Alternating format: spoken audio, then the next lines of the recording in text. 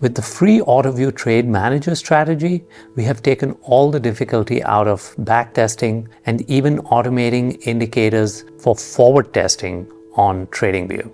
If you have identified a TradingView indicator that you want to backtest and possibly automate, then you have come to the right place. There is no need to program complex risk management strategies or automation commands. We have done all of that work for you. In this video, I will take you through first using any indicator on TradingView or one that you have built and make it into a killer strategy for backtesting. Then apply advanced risk management tools that are already pre-built for you to improve the performance of your new strategy.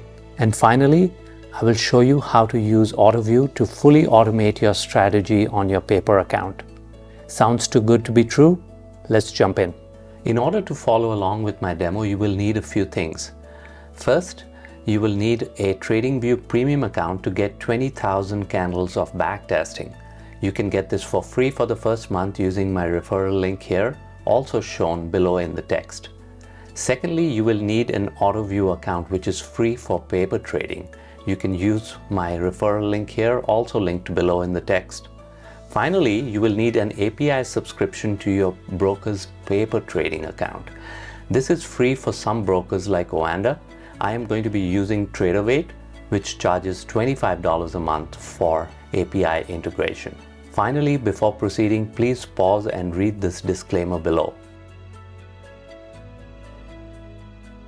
When working with TradingView, we come across a lot of very useful indicators.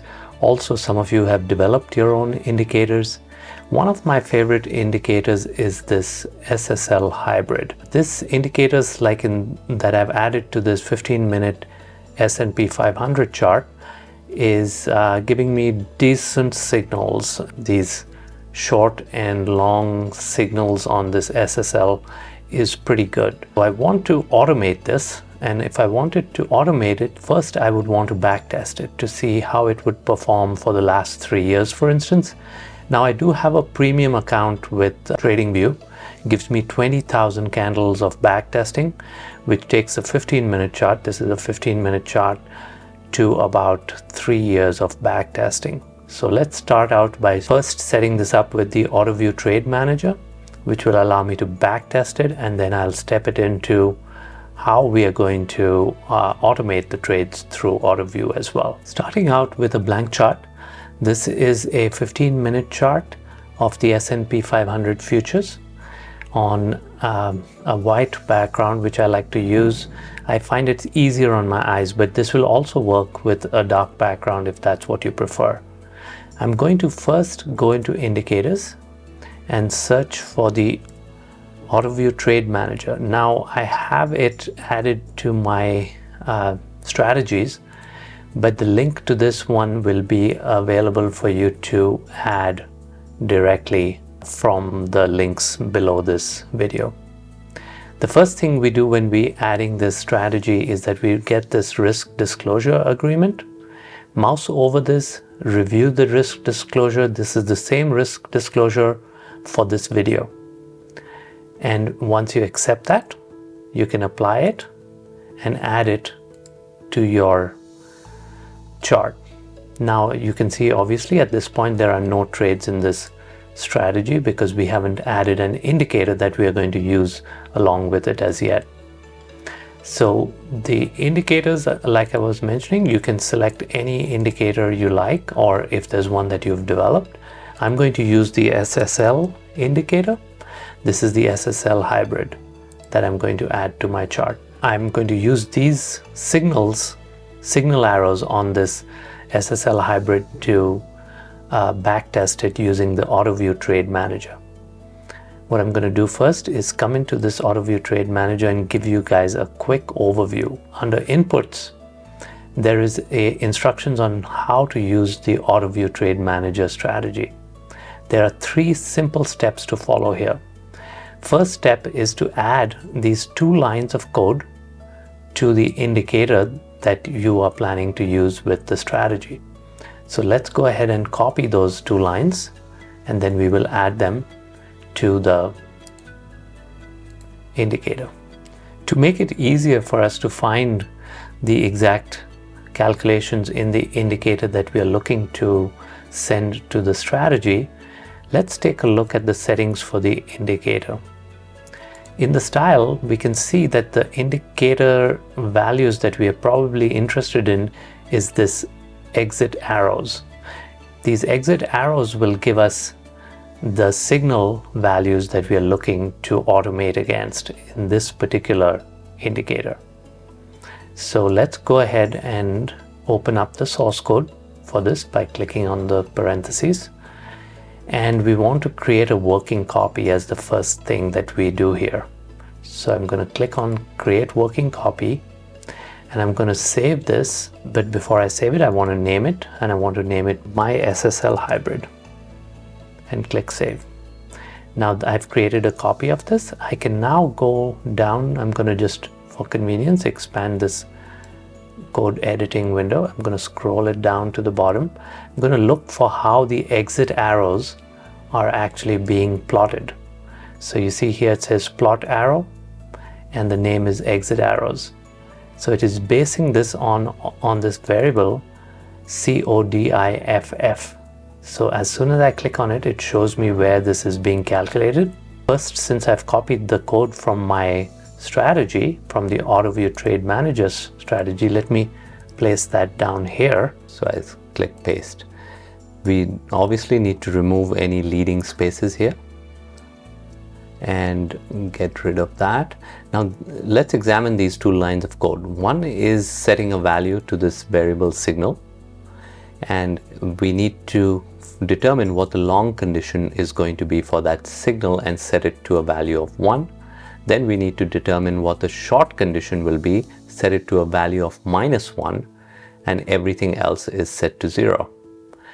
Then we plot this. So there's no change necessary on this second line, but this first line, this long condition and short condition, we're going to get that from the variable that we were discussing before called CODIF. When I select this variable, it automatically highlights all occurrences of it up above in the code. So here we can see that the base cross long value is determining the long condition for the exit arrow, and the base cross short is determining the short condition, and then it is setting everything else to NA. We need to set our value to 0, not NA. So I'm going to copy this portion of the code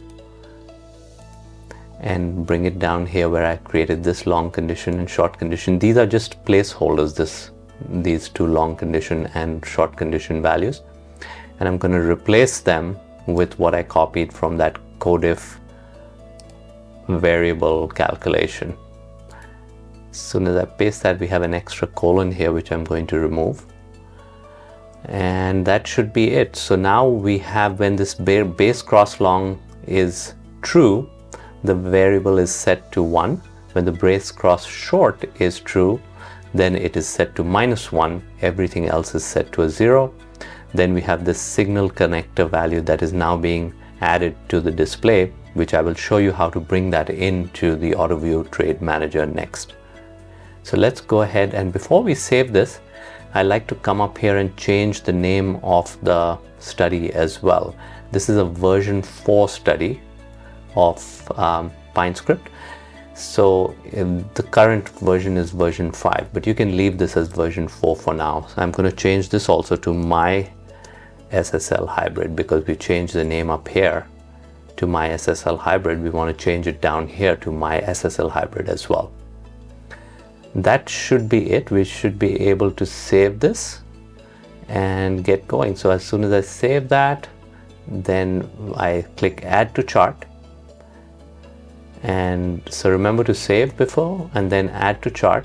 And once I add that to the chart, we should see a second indicator has now appeared called my SSL hybrid, and the original one called SSL hybrid. So let's get rid of the original one now that we've customized it. And my SSL hybrid is now the one that we are going to work with. Now, since we are only using these signal arrows, I want to get rid of everything else on this SSL hybrid indicator. So I go back into settings And let's go into style here and remove everything else other than the exit arrows. So we leave that checked and uncheck every other display element that we have on the chart. This is just to clean it up a little. All right, we get rid of all of this. We can leave the labels on price scale because that does not actually display on the chart itself. And we click OK. So now we are seeing the entry and exit signals as we want to backtest them. Before we go into setting up the Autoview Trade Manager to use these signals, let us switch this back to Strategy Tester down below.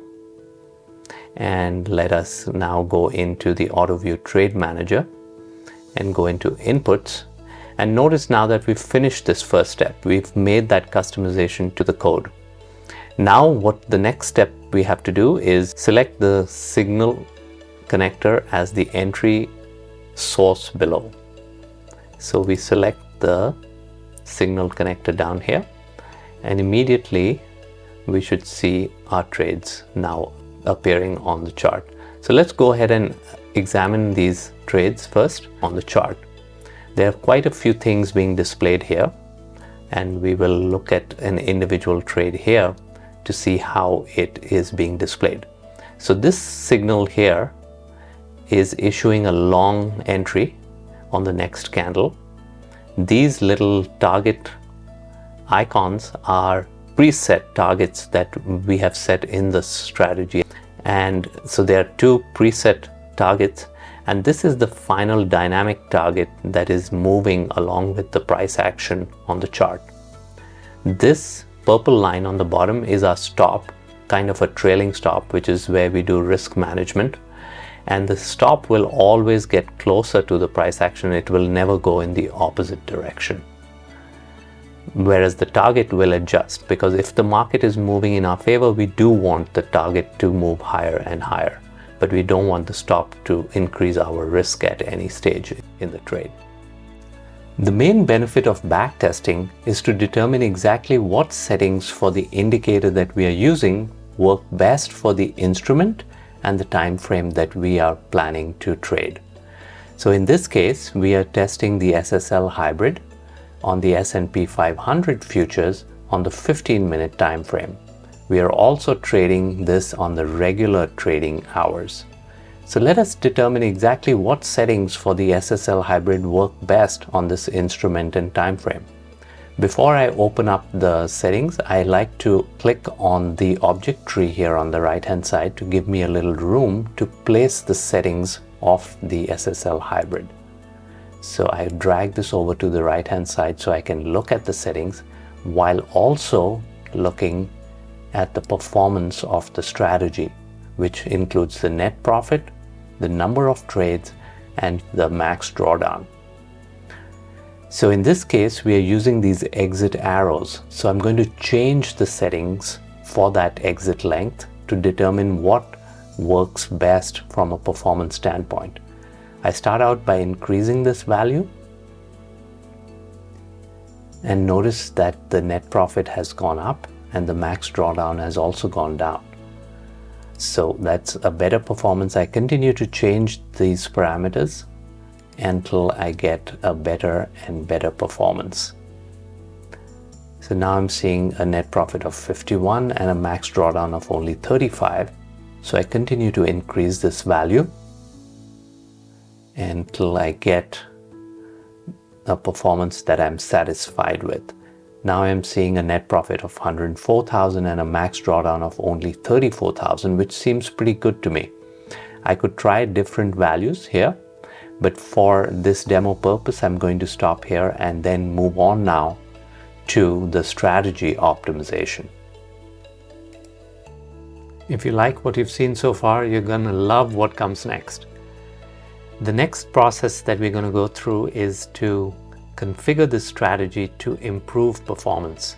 And there are several built-in tools and capabilities within the strategy to improve performance. In order to do this, we first start out by opening up the strategy tester window. Here we can see how the strategy is performing based on the default settings. So right now we have a profit of 115,000 roughly, 72% profitable trades out of 3,099 trades total, and max drawdown of 34,000.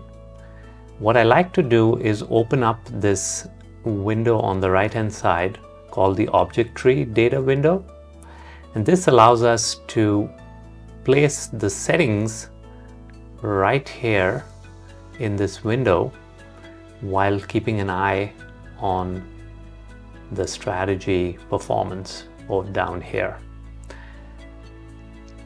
The first thing that we notice is that now we've finished the two steps of setting up the strategy to connect with the indicator. This third step, step 3, is optional, and it says to select the signal connector as the indicator exit source. What this will do is that it will force an exit from the trade when an opposing signal is detected. So how that works is that long trades will exit when there's a short signal, and short trades will exit when there's a long signal. So we scroll down here and look for the trade exit condition, and under that there is the indicator exit source. So if we select the signal connector down here, it will start getting us out of the trades when an opposing signal is detected. Note first what the performance is like. Right now we have a net profit of 115,000, max drawdown of 34,000. If I select this down here, the strategy recalculates, and then we have a performance that's improved because we have a higher net profit and a lower drawdown. So we will keep that setting. This is again optional. If you get better performance, you can do this. If you get worse performance, you can turn it back to a value of close. There are several other ways we can improve the performance of our strategy, and I'm going to go through them one by one. Keep in mind that if you need to refer back to any of these settings, simply mouse over this eye icon and it gives you context-specific information on each of these individual settings. Let us start from the top. The contract trade the strategy checkbox is meant to allow you to flip long trades for short and short trades for long. So if you have a really poorly performing strategy down here, you can flip the strategy and see if it performs better the other way around. So let us check this box and see what happens. In this case, we should see a poorly performing strategy emerge out of this option. And sure enough, we have a worse performing strategy, naturally because we already had a winning setup. So I just uncheck this box to return back to the original setting. Next, we have the option of restricting long entries or restricting short entries. Sometimes it is beneficial to trade only in one direction based on the particular strategy. So let us check this out. And when we check the long entry, restricting long entries, we see the performance gets worse. We uncheck that, and now we can check restricting short entries, and we find that the performance is again not as good as allowing both long and short entries. So we leave these two checkboxes unchecked. The next option is to restrict entry of trades when there is a large move in the market. This is an important option if you want to stay out of the market when the market shows high levels of volatility. This bar size is measuring the minimum size of the bar that will require us to stay out of the market for a specified number of candles, specified here with the weight length. So if we have a bar where the high and the low are separated by 50 points, then this strategy will pause itself for 3 candles. In this particular setting, it is turned on by default. Let me see if by turning it off, we get a better performance than the current 136,000 in profit and 31,000 drawdown. And we do get about $1,000 more and about the same amount of drawdown, so we will leave this box unchecked. The other option is to increase the bar size to set it even higher to lower the impact of this particular restriction. Notice that we are in this section called Trade Entry Restrictions.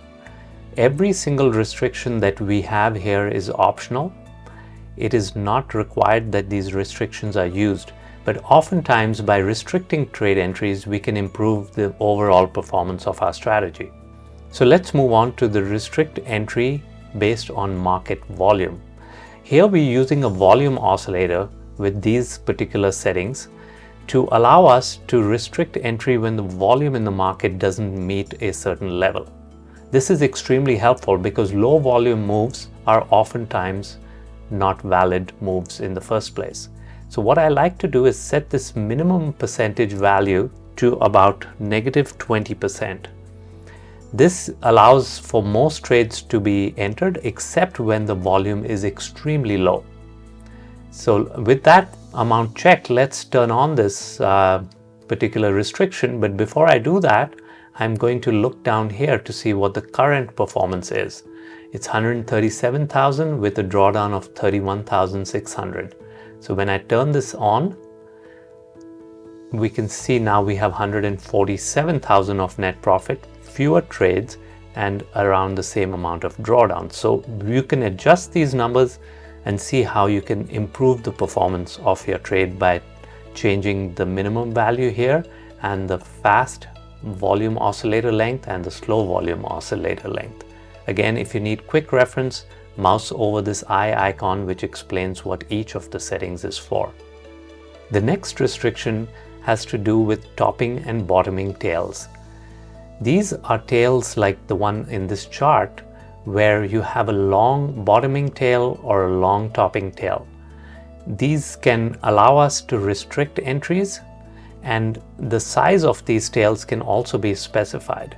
So when there is a topping or bottoming tail, we can restrict trade entries in the opposite direction. So for instance, if we have a tall tail at the top, we don't want to go long in those conditions. And commensurately, if we have a long bottoming tail, we don't want to go short because it is showing buyers that are picking up the trades from below, and we do not want to go short when there are buyers in the market. So this can be set to 90% on each to start with, each of the values, and then you turn this on to see if it improves the performance of the trade. And we do get a better performance. Now we have a net profit of 150,000 and a slightly lower max drawdown. You can adjust these numbers to see if you get a better performance. The last of the trade entry restrictions offered in the Autoview Trade Manager Strategy is called Restrict Entry into Previous Swing High-Low. How this works is that if we have a short entry, say for instance in this area, we got a short entry that did not break the previous swing low, then that trade would be restricted. Similarly, if we had a long entry here that did not break the previous high, we would not go long here.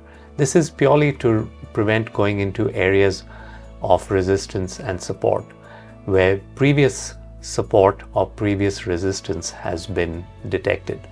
The way that this works is that we can use either the candle close for the entry candle or the wick of that candle to detect if it breaks below or above the previous swing high or low. So in most cases, a look back of about 10 or between 5 and 10 is what you need. Again, if you need to look at these values and understand how they work, mouse over the information icon and read the information for ready reference. So let's start out now to see if this restriction would help us. If we look at this particular value right now, we are at about 150,000 of profit with about a 31,000 drawdown and 2,968 trades.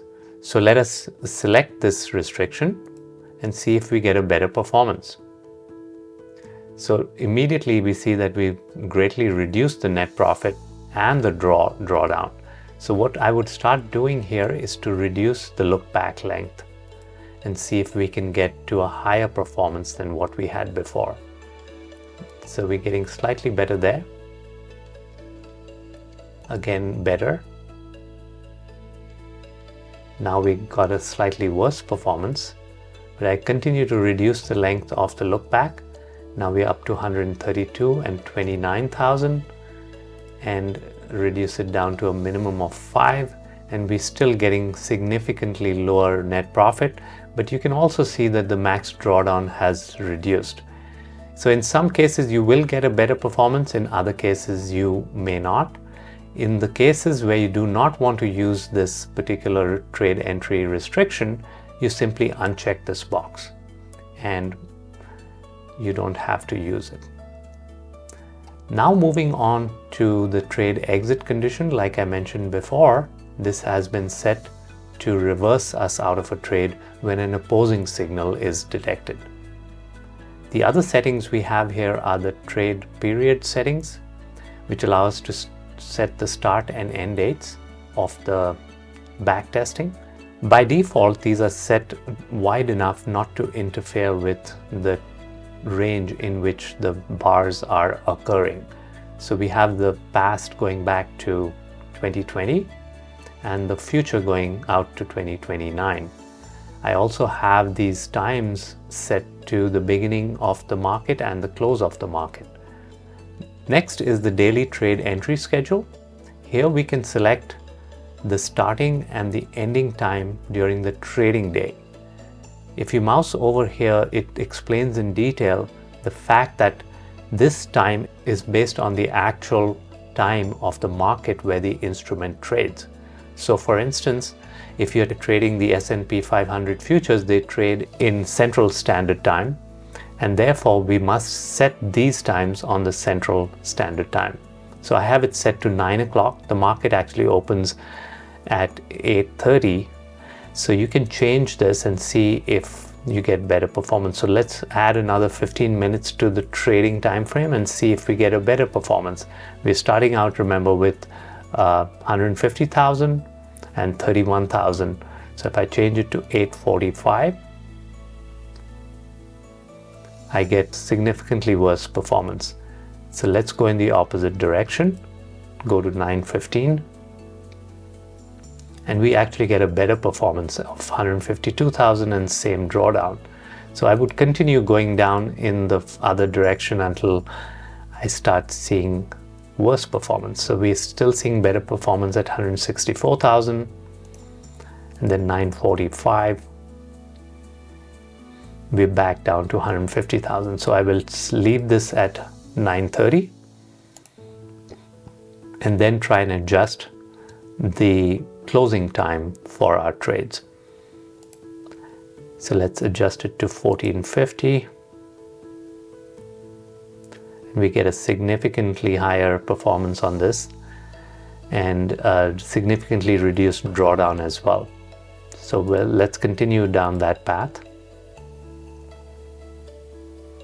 Now we're getting a max profit of 204,000 and a max drawdown of only 23,000. Let's continue increasing this to see how the performance changes. Still slightly better, but notice also that the number of trades are going up. The max drawdown has come down significantly. Let's take it all the way to 1500, which I believe is when the market closes. And we get a maximum performance of 211,000 and 24,000 drawdown. You can play with this and decide where you want to keep these numbers, but as you can see, they can greatly impact the performance of your strategy backtesting. The last setting in the trade period settings category is the open daily position schedule. This specifies the time frame within which the trades can remain open. And we can see by mousing over this that this again is based on the time frame of where the instrument is traded. In this particular case, since we are trading the S&P 500 futures, they are traded in Central Standard Time. So this trade period schedule applies to Central Standard Time. Let's move on to the trade size and scale out settings. These settings are used to specify the size of the trades. In this case, since we are trading futures, I have this set to 3 contracts. If you were trading shares, you would specify the number of shares to buy or sell, depending on the direction of the trade. Once you have specified the size, then you have the option to scale out of the trade. You have 2 target values that will be set based on either an ATR multiplier or an absolute value in terms of points, where those first 2 exit targets will be set. In order to decide if you want to use a ATR multiplier or an absolute target, play around with these to see which gives you the best performance on your strategy. I prefer to use the ATR multiplier and base that on either a 1 length or 2 length. What that does is that it allows me to pick the movement of the last 2 candles before the trade entry to specify the distance for the first target value and the second target value. Since I'm trading 3 contracts here, I'm going to set both of these to 1 contract. It will take 1 contract off at the first target and 1 contract off at the second target. These numbers are again adjustable to see what gives you the best performance. In my case, I usually move these up or down to see where I get the best performance. For instance, if I increase this number from 0.6, let's see if we get a higher net profit value and a lower drawdown. So I'm going to nudge this up to 0.7. And we do in fact get a better performance here, but we also increase the drawdown. So since I'm not willing to lose more on the drawdown, I may decide to reduce this further and see if that gives me a lower drawdown. And actually that only reduced the net profit. So I'm going to leave this at 0.6, where I get a lower drawdown and a higher net profit. Again, this is very subjective to how you want to set up your trades. As you can see by now, there are a lot of very professional settings built into this trading strategy. It has taken years of professional trading experience and programming to build this particular strategy. If you find it overwhelming, pause this and come back to it, work through it section by section to improve your strategy as you look through every one of these settings. The next setting is one of my favorites. It's called the Trade Performance Monitor settings. What this does is that within every trade, it looks to see whether the trade is performing in our favor or going against us. Based on that, it will adjust both the target and the stop to preserve the maximum amount of profit possible. The settings for this are based on a MACD histogram value. And without getting too technical, the point of this is to keep an eye on how the trade is performing and adjust both the target and the stop. So as we move into the stop and target settings below, the trade performance monitor will affect both of those, and I will explain that a little further down the road.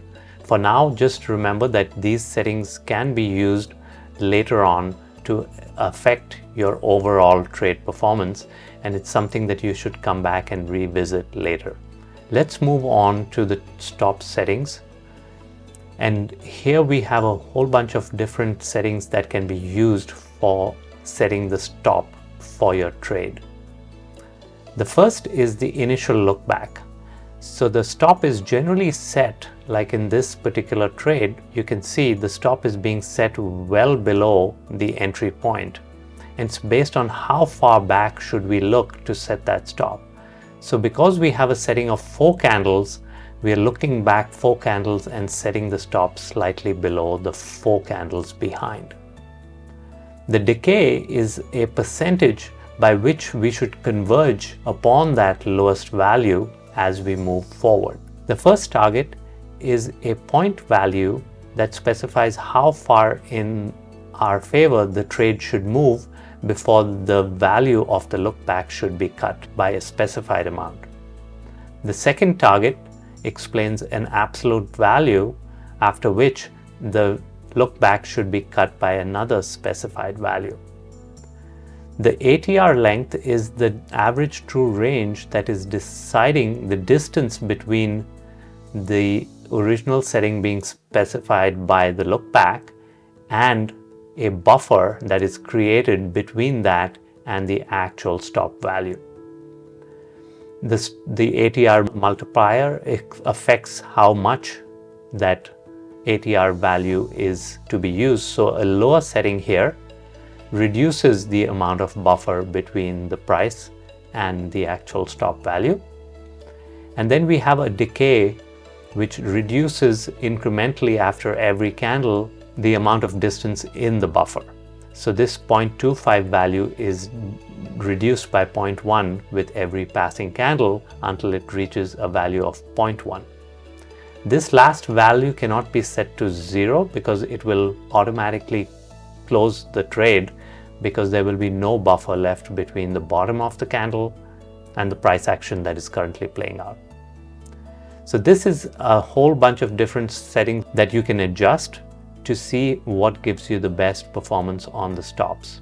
Next, let us look at the target-driven stops. These are optional stops that can be set based on a particular move in the price action. This box here needs to be checked. If this box is not checked, the stops will not move based on this particular settings. So the first thing we do here is turn this on and see how our trade performance changes. So we get a better performance here. What is happening here is that the first target, when the market moves 18 points in our favor, the stop is moved to break even. So we can adjust these values and this value to see if where we would want the stop to move. We can set a second target maybe at 25 points to move this stop to a profit of 5 points. In this case, it is not making a change any further. Again, these numbers are adjustable to reflect the best settings that you can get for your strategy. The next parameter in the stop settings is the stop performance multiplier. If you remember above, we spoke about the trade performance monitor settings. These settings affect the performance multiplier. The performance multiplier is nothing other than a lever to adjust how much the trade performance should affect the stop.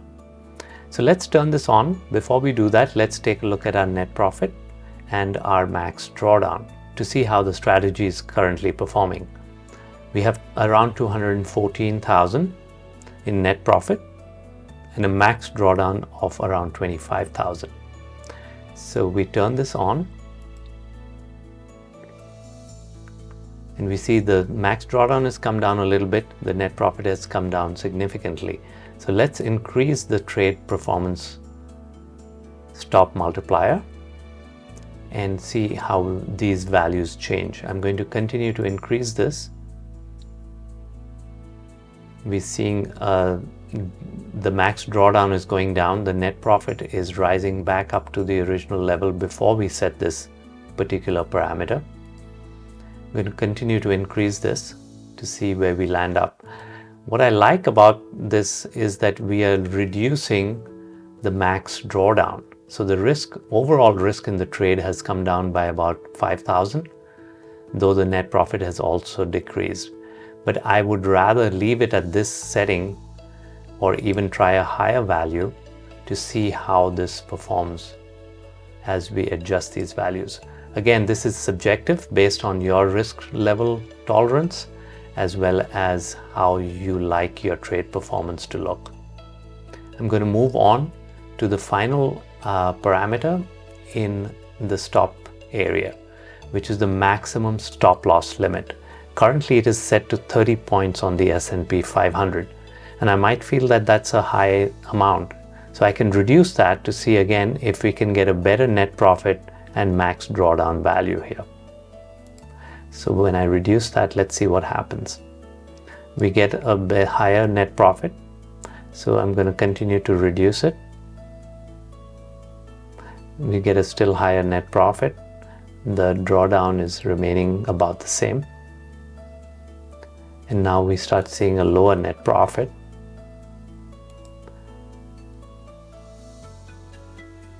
and still a lower net profit. So it seems like the optimal value was around 28.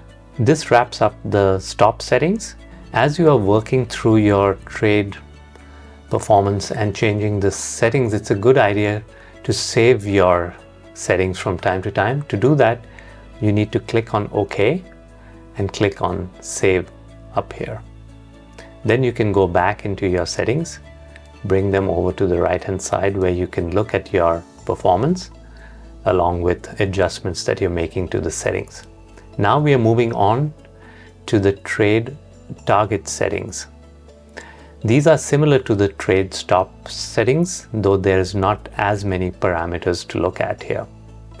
The first one is an ATR based target. Again, we're looking at the average true range of the preceding candles up to 6 candles in this setting. You can again adjust those to see how the performance changes. We can adjust the ATR multiplier, which allows us to set the target to 2 times the average true range of the past 6 candles in this particular setting. If you reduce this, the targets come down. If you increase this number, the targets will get wider. Now the targets will decay by a value of the multiplier by 0.2 and the minimum will be 0.2. Again, these numbers cannot be set to 0 because it may trigger a forced premature exit based on a target that's hit. The next thing that we're going to set here is a fixed target. If you want to start out by setting a fixed target at a particular value, you can turn this checkbox on, and in this particular case it's set to 3, which significantly reduces our net profit and our drawdown.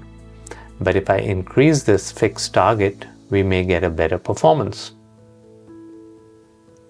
I'm going to take it all the way up to 10 points and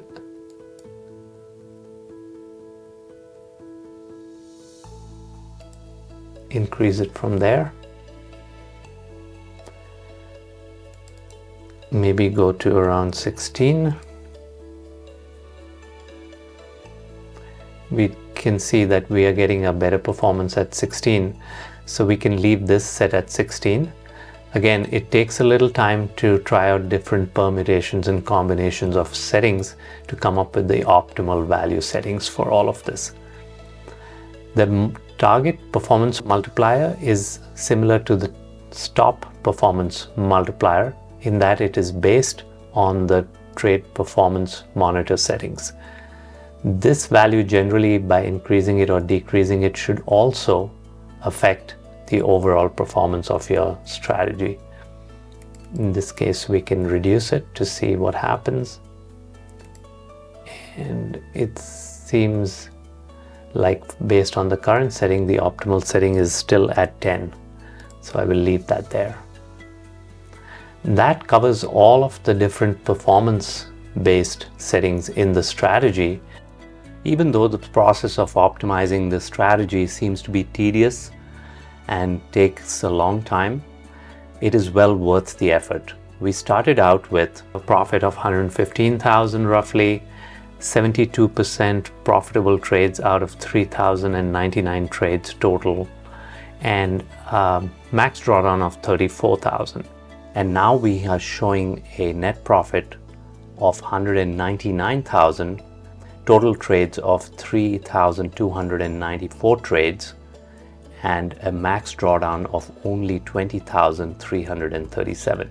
As you can see, the effort it takes to optimize using all the settings in the Autoview Trade Manager Strategy is well worth your effort. I have barely touched on the details of each of these settings. Please do read the information icons under each of these settings to get more familiar with them, but I will be putting out more videos, so make sure to like and subscribe so that you are kept in touch with my future videos explaining in more depth what each of these settings can do. Next, we're going to talk about the trade automation settings, and this will take us into configuring an Autoview account, and then we will go into setting the automation settings for our trade.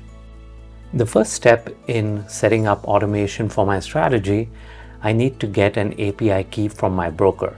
In my case, I'm using TradingView as the broker, and so I'm going to go under settings and then look under add-ons. The subscription at TradingView for API access costs $25 a month, and I've already set that up and paid for it. If your broker charges a fee, you may need to pay that. In some cases, this API access is given at no charge. Once that is paid for and API access is enabled, I'll come over to the API access tab and generate an API key. The settings for the API require us to grant full access to orders because we're going to be sending orders to our broker through this API access. All the other permissions can be set up as read-only. They do not need to have full access for any of these other permissions. Finally, if you'd like, you can protect with a dedicated password, in which case this API key will require a password different than the one that you're using for your login to the broker. Once that is done, I'm going to provide a name of test and click on generate to generate this API key. As soon as I click on generate, I receive the secret key. This must be copied and saved because this will not be displayed again. So I'm simply going to copy this to my clipboard, and then we're going to use this in setting up our integration from Autoview.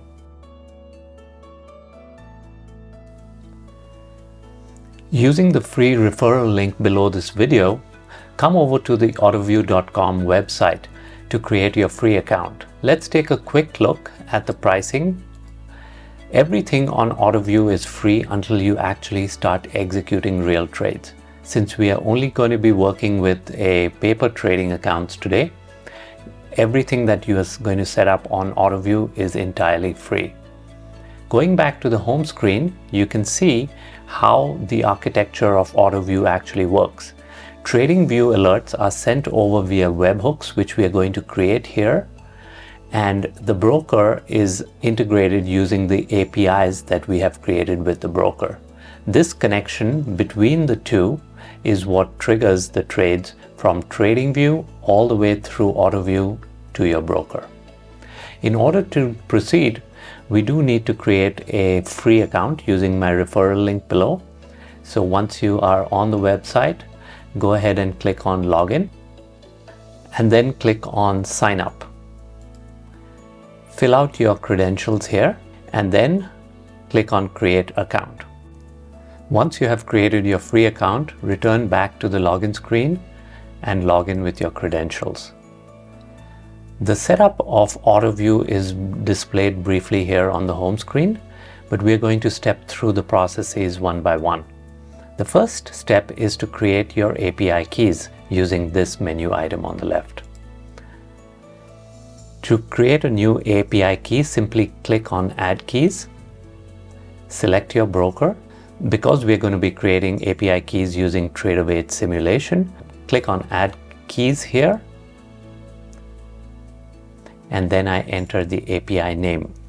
So this is the name I'm going to use here is testing with TradingView. The username is my broker login username, and the password is my broker login password. Now, if you created a separate password for the API key, you would need to enter that password key here. If you did not create a custom password for the API key, you would enter the broker login password here. The CID is the CID that was issued when we created the key, and the secret is the secret that was given to us when we created the key. All of these will be entered here along with the zone where you want your API key to be hosted. Two options exist here. I prefer to use New York since I'm going to be executing my trades on the Chicago Board of Trade, which is closer to New York.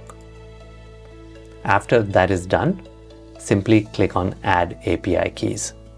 This will bring you back to the list of API keys where you should see your new API key listed, testing with TradingView. Next, we are going to go ahead and create webhooks.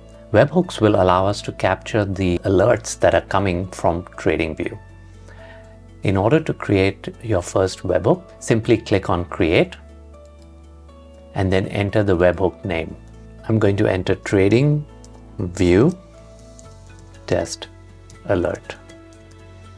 And the webhook key is a password that I can specify optionally here.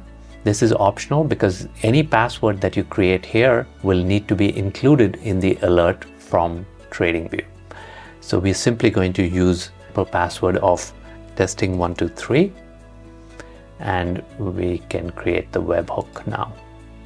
It has created an address where the listener will be listening for these alerts. This is the address from TradingView where we will be sending our alerts, and it is secured. That is why I'm seeing the check mark here.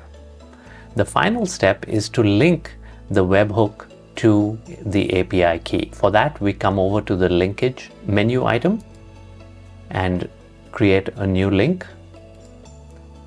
Select the TradingView Test Alert webhook that we created and the testing with TradingView API key. This will connect the webhook to the API key. Sometimes it takes a little while for the screen to refresh. Wait for a little bit, then click the refresh button on the top of your browser and you should see this linkage has now been created. Now that we have concluded the Autoview setup, let us quickly review once again on the home screen how the different pieces will work together.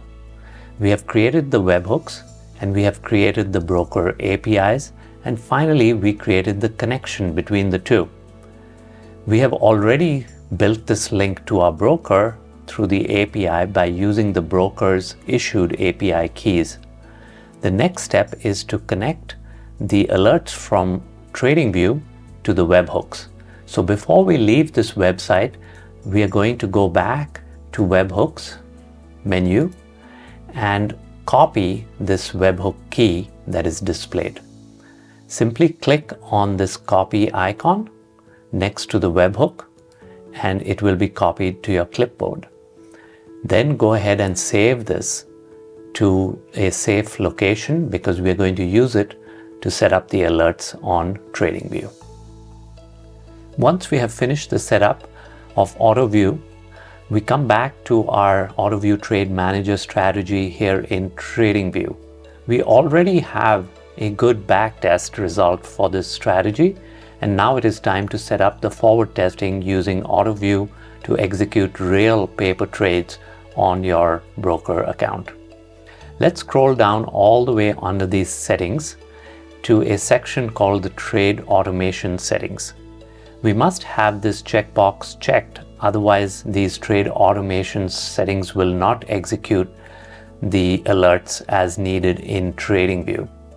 The first of these settings is the symbol setting. This merely needs to contain an S equals and the symbol that you will be trading on your broker account.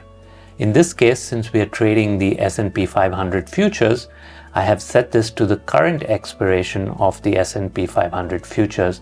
This is the symbol that is given to me by my broker to trade that particular instrument. The list of accounts can be left blank because we are setting this up using the Autoview.com setup and not their traditional extension setup. So this can be left blank. The quantity prefix is only the prefix for the quantity, which is one of the commands used by Autoview to specify the quantity or units that you are trading. This too can be left as Q equals. The order book prefix will specify whether it's a long trade or a short trade, and the prefix is B for book equals, and then after that the command will automatically specify if it's a long or a short trade. So this too can be left as it is. The market entry specifier used by Autoview is T equals market. The cancel all orders is C equals order. All of these settings can be left as they are. Next, this market exit command. These commands are in the Autoview reference if you need to read more about them. But this command also can be left as it is, as well as the limit price prefix, which specifies a fixed price after the FP equals when there is a limit order. There's a lot more details about each of these commands that can be accessed by mousing over this information icon at the end of every line. On the last line, we have the post-open wait. This will allow us to wait after opening a particular order before sending the target orders to take profit on those particular entries. This is specified here as a default of 3.5 seconds. I suggest you leave this as it is. If you lower it, do not make it less than 2 seconds, because that will not give enough time for your trade entry to execute before the targets are being set. And finally, if you did set up a webhook key during the Autoview setup, you would specify that here. And we did in fact do that. So I'm going to put the key that we use, which is testing 1, 2, 3, into this webhook key specification. That is the end of all the settings necessary for trade automation in the strategy. Simply click OK here to save your automation settings. Now, before we proceed to creating alerts in Autoview, it is a good idea to save our strategy. We are all set now to go ahead and create the alerts. Click on the alert icon here in TradingView, and then click on the plus icon to create an alert. Remember that the alerts in TradingView are being set on the server side. So what TradingView really does when you create an alert is that it copies your entire strategy and your chart and saves it on the server side. So you do not need to keep your program for TradingView running on your client machine while trades are being executed. These trades will execute automatically on the server side because all of this configuration that you have created is saved within the TradingView servers. To create the alert, select the Autoview Trade Manager from the condition, then select Alert Function Calls Only. Under Alert Name, specify the name for this alert. I like to keep the Autoview Trade Manager and the version there, which is automatically filled out for you. And then where it says Alert Function Calls Only, give this a name. In this case, I'm going to specify My SSL Hybrid, which is the indicator that I'm using to fire these alerts, so that when this alert is actually fired, I will know what strategy settings are causing this alert to fire. Under the Notifications tab, you must specify the webhook URL. We simply paste the webhook address that we copied from Autoview when we set up the webhook on the Autoview website. The URL should look something like this. It should start with API autoview.com and then have an address at the end that looks cryptic. You can optionally play the sound when these alerts fire. That will be only audible if you have TradingView open. Alternatively, you can also notify yourself on your TradingView mobile application when alerts are firing. But these are completely optional. You do not need to have TradingView running for these alerts to fire and for these trades to execute via autoview.com. And that's it. You create your alert by clicking on Create. And after a while, you will see the alert appearing under your alerts in TradingView.